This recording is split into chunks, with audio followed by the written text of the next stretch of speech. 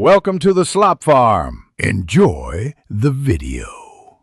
You'll start by opening your Canva design and confirming access to your photos.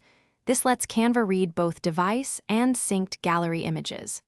Once done, select a template or set a custom size so you're working at the right proportions. Then open Uploads, choose Gallery, and use the filter to surface camera roll versus Canva photos.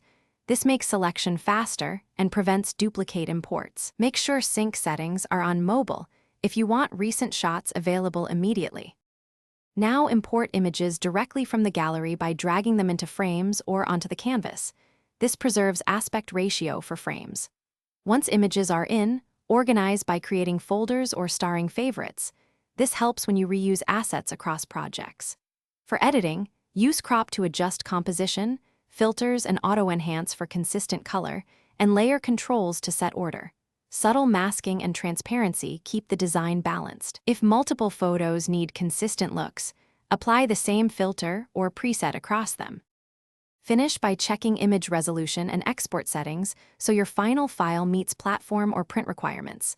Select PNG for transparency, JPG for smaller size, or PDF for print. Once satisfied, download or share directly from Canva.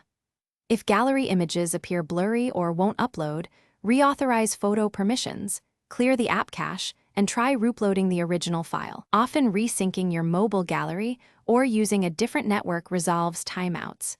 Keep one troubleshooting fix in mind. Replace low-res source files for crisp results. Thanks for watching. Consider subscribing if we helped you today.